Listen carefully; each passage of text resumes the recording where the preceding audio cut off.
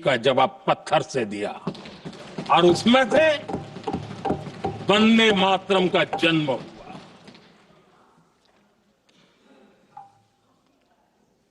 इसके कुछ वर्ष बाद 1882 में जब उन्होंने आनंद मठ लिखा तो इस गीत का उसमें समावेश किया गया। आदरणीय अध्यक्ष जी,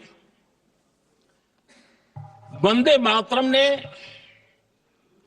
उस विचार को पुनर्जीवित किया था जो हजारों वर्ष से भारत की रग रग में रचा बसा था। उसी भाव को, उसी संस्कारों को, उसी संस्कृति को, उसी परंपरा को उन्होंने बहुत ही उत्तम शब्दों में, उत्तम भाव के साथ वंदे मातरम के रूप में हम सबको बहुत बड़ी सौगात दी थी।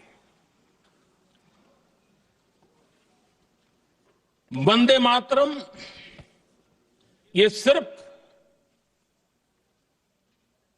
केवल राजनीतिक आजादी की लड़ाई का मंत्र नहीं था।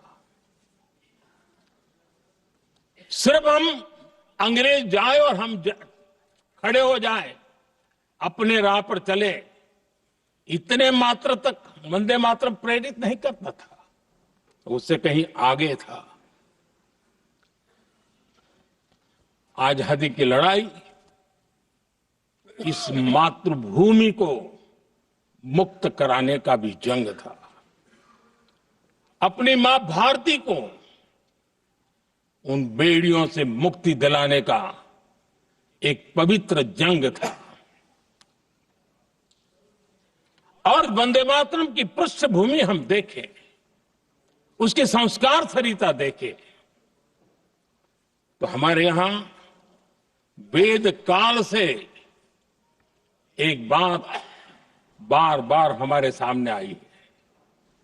जब वंदे मातरम कहते हैं तो वही वेद काल की बात हमें याद आती है। वेद काल से कहा गया है, माता भूमि ही पुत्रो अहम पृथिव्याः, अर्थात ये भूमि मेरी माता है और मैं पृथ्वी का पुत्र हूं।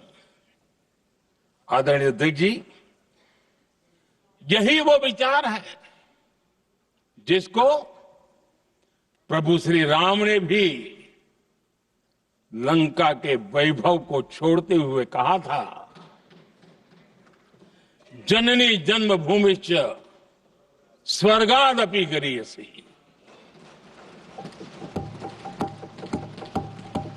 वंदे मातरम यही महान सांस्कृतिक परंपरा का एक आधुनिक अवतार है।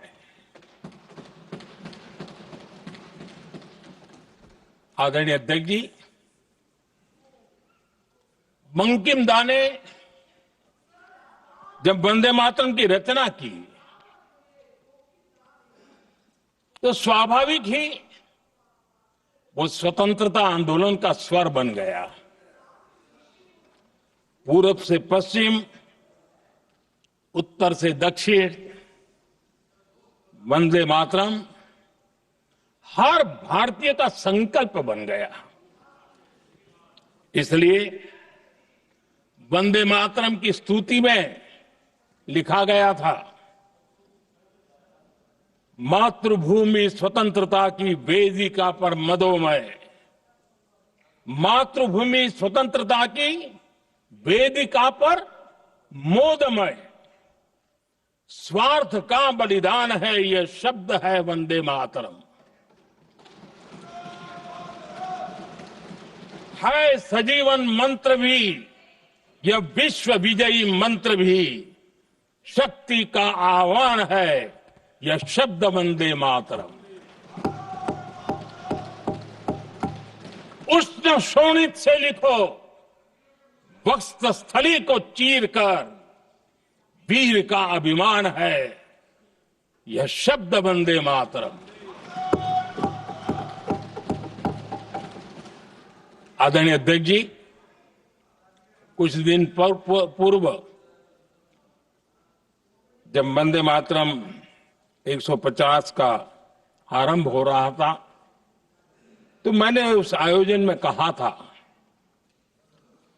वंदे मातरम हजारों वर्ष की सांस्कृतिक ऊर्जा भी थी, उसमें आजादी का जज्बा भी था और आजाद भारत का विजन भी था।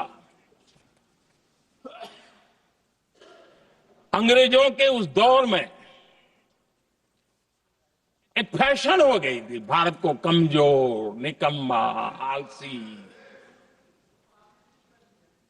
कर्महीन, इस प्रकार भारत को जितना नीचा दिखा सके ऐसी एक फैशन बन गई थी। और उसमें हमारे यहां भी जिन्होंने तैयार किए थे वो लोग भी वही भाषा बोलते थे।